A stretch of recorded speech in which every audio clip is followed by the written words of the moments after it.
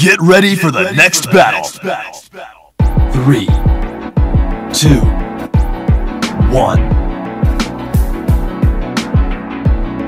King Jae, aka Dustin Nelson, aka me.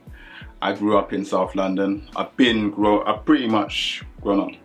I grew up in Whitlock Drive, Southwards. That's where I first, the little king was grown. Yeah, I've pretty much done like production stuff all my life, and I've always loved playing games, so that's who the guy is.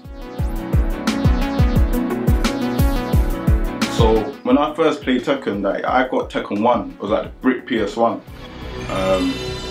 Yeah, like when I first got it, it was like a present. And back then I was like, raw, PS1, because usually like my entertainment back then was just playing out. Like I said before, like my family wasn't really wealthy at all. It was just my kicks for the day is playing like either Pat-Ball or something like that on the end.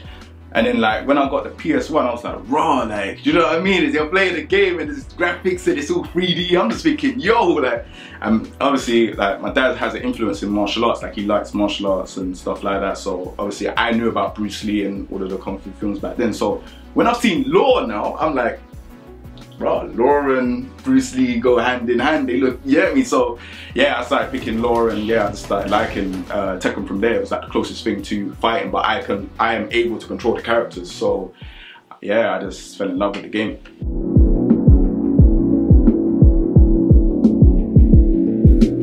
.360 gaming, it used to be beforehand, and they were doing ranking battles and stuff, and it's happened before. I didn't really know too much about it beforehand, but when I did find out about it, we're talking like back in the day. It's been years. I'd say T6 days. T6 days was when it was like, I was like, okay, cool. And I'm talking about times when there were flyers being printed out, and I would go to the Luna, like, shout out Luna. Luna's another player. He would hold sessions, and there was players like Real Menace, Ru Kang, and a couple other people, and I would go there, and I would like, I was doing it just free promotion, like just go there, play, look guys, come down to this ranking battles, and that's my kind of like involvement in pretty much .360 gaming when it started, because I wanted to kind of push the UK community and I wanted to grow. So yeah, from then I met a lot of those players. I became friends. We're still friends up until this day. Like I said, I think it'll be like 7 years ago. So yeah, from then it grew. More people's coming to the ranking battles. I met Joe, I met a couple of other people in the .360 gaming, and yeah, that's when rivalry started to kind of birth, and like it became something great. The last tournament I won was, I'll say EGX was it last year or this year? Last year. EGX for Tekken 7, I beat Ru Kang. Me and Ru Kang we're very rivalry, but I think in Tekken 7 I'm slapping him up right now, so it is what it is. In Tag 2 he used to have the better of me, but right now I own him, so it is what it is. If you got something to say, Ru Kang, we can do this. I'd say 8, because he competes against the international players, and he does really, really well. So I think, as much as me and him go back and forth and banter, to be honest, yeah, he's a really solid player and a really solid contribution to the community. So yeah, I would give him an 8. I'd say I'll give him a 7.5. He's good with Raven, and he's got a lot of history. Like, Raven is him. Like, if you saw, he dressed up as Raven in the qualifier finals. Like, he actually is Raven. Like, when you think of Raven and someone that plays Raven, straight away Phantom comes into mind, and I got a lot of respect for him, man. He's a really good player.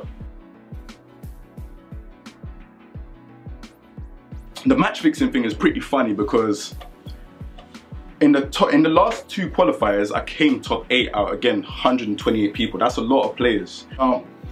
The match with me and St. Crizzle, people are saying because both our lives was low, his life he had a little bit more life.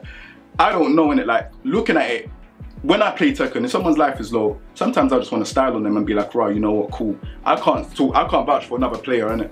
But at the same time, it's silly to go and say because of that one bit where the guy throws up, that's it. If you look at like other matches between, let's say for example, there was at CEO, there was Saint and JDCR, there was a part where Saint was pretty much in the lead and he didn't do anything. And neither JDCR, he actually was respecting him and didn't press no buttons for at least a good 5 seconds. But no one says anything about these players because they just like to just, you know, just be fanboys to them. But when it comes to someone like me that's actually trying to do something, any little thing that they see and they can call out something, they would say. August. So we have Tekken 7 War. Now, all of these rivalries, all of these things that are going on, it can all be settled there.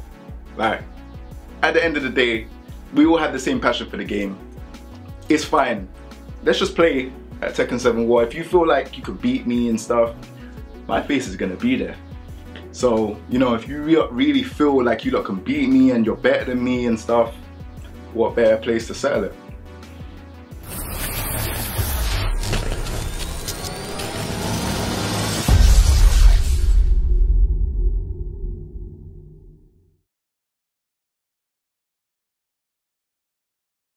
Secret he's good. He's a good player. Even though he gave me that rating, I don't understand that. But if I was to be serious and put pressure on him, I'll slap him up. Straight and okay, that's cool. Don't make me remind you of Birmingham, innit? So, and the people that he put above me, yeah, Ru Kang,